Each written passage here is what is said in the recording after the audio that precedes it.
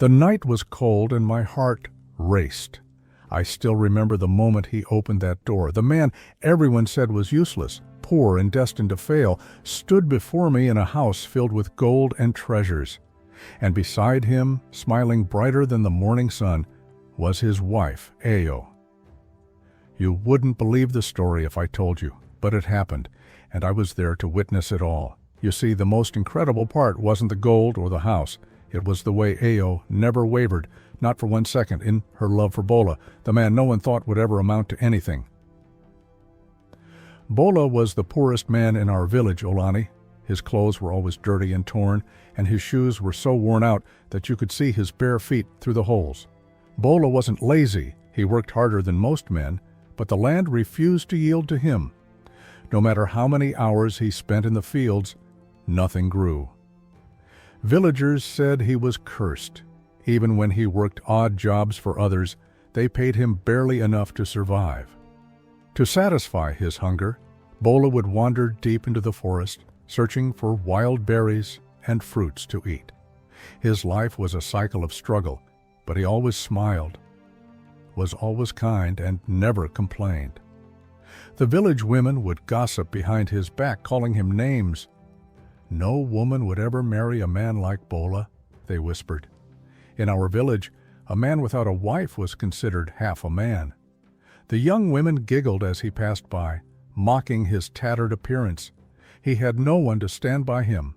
To them, he was a lost cause, a man doomed to a life of poverty. But then came Ao. Ao, the beauty of Olani, was everything Bola was not. She was tall, with skin like palm oil and eyes that sparkled like stars. Ao was a prize.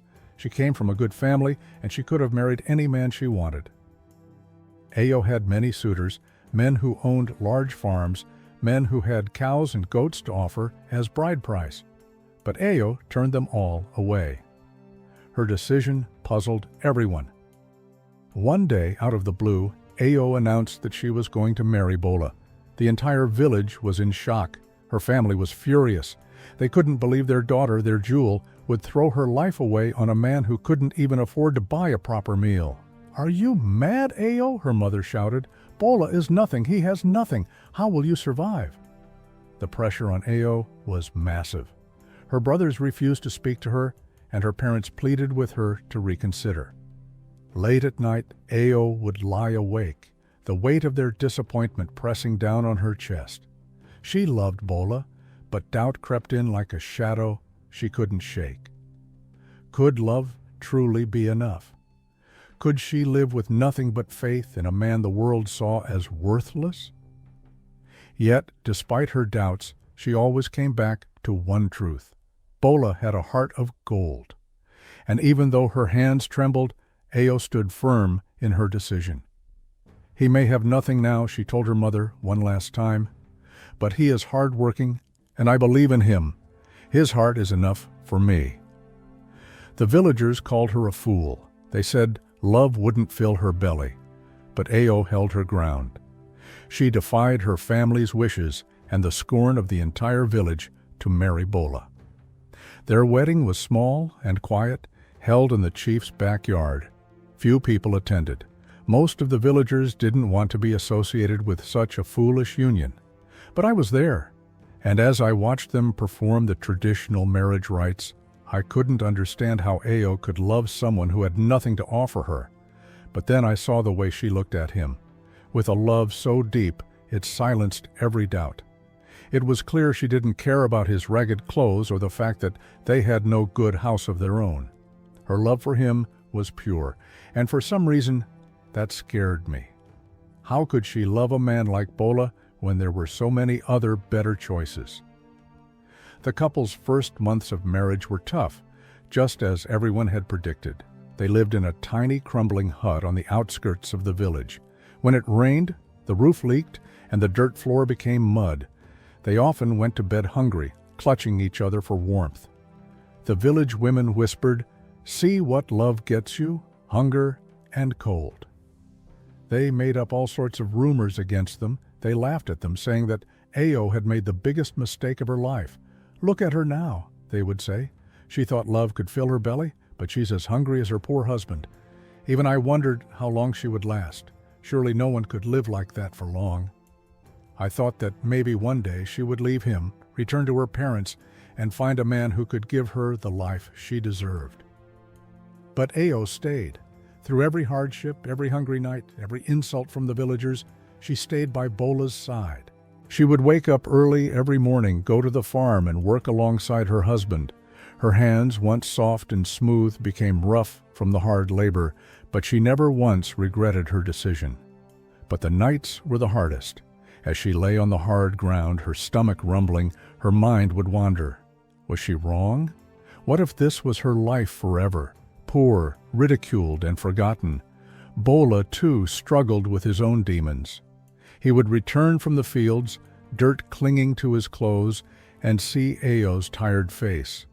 He saw the sacrifices she made for him, and he would feel guilty. Was he dragging her down with him? One evening, after another failed day in the fields, Bola sat outside their hut, staring at the darkening sky. Ao came and sat next to him. The silence between them was heavy. "I'm sorry," Bola whispered. "You deserve so much more." Ao, with tears in her eyes, took his hand. "I knew what I was choosing. We'll make it through. I still believe in you." But even as she said those words, fear flickered inside her. What if love wasn't enough? And then, one day, everything changed. A stranger arrived in Olani, a man from the city, dressed in fine clothes and driving a big car. Everyone was curious about who he was and why he had come to our small village. The elders gathered to greet him, and he informed them that he had come searching for something rare. A medicinal plant said to grow deep within the forest of our village, and he needed a guide. But no one knew where to find the plant he sought. The elders didn't know who to suggest at first. But then someone mentioned Bola. You see, Bola had spent most of his life wandering the forests. He had learned the lay of the land, the hidden paths, the secrets of the forest. Without hesitation, he agreed to guide the stranger. Days passed with no word. Ao stayed behind, her heart torn between faith and fear. The villagers whispered that Bola would return empty-handed as he always did. Even Ao couldn't silence the doubts in her mind this time. Then, one evening, Bola returned. And this time, he wasn't empty-handed. He held a small, delicate plant, its leaves glowing in the sunlight. The city man was overjoyed. This was the plant he had been searching for, and he promised Bola a generous reward. Still, the villagers were skeptical. They had heard promises before, and nothing had ever come of them. This time, it was different. A few weeks later, men from the city arrived in shiny cars. They carried with them bags of money, more than anyone in the village had ever seen. They asked for Bola, gave him the money, and suggested a partnership to supply the rare plant for medical purposes. The plant's value was far beyond anything the villagers had imagined. Bola, the man they had ridiculed, was now the richest man in Olani. Overnight, everything changed. Bola and Ao moved into a large, beautiful house built on the land where their old broken hut had once stood. It had tall pillars, shiny windows, and a roof that didn't leak when it rained. Bola bought new clothes, fine clothes that only the wealthiest men in the city wore. And Ao? Bola bought expensive clothes and jewelry for her, but she remained the same, humble, kind, and loving. The villagers couldn't believe it. The man they had laughed at, the man they had called worthless, was now the richest man in Olani, and Ao, the woman they had pitied, had proven them all wrong. She had believed in her husband when no one else did, and now she was living a life beyond her wildest dreams. But what struck me the most wasn't the money, or the house, or the fine clothes. It was the way Bola and Ao looked at each other just as they had on their wedding day. Their love hadn't changed. It had only grown stronger. As I stood in their grand new home, watching them laugh together, I realized that the real treasure wasn't the money. It was the love they shared, a love that had survived poverty, ridicule, and hardship, a love that had seen Bola through his darkest days and brought him into the light. And to this day I can't help but wonder, what would have happened if Ao hadn't believed in Bola when no one else did? Please like and subscribe.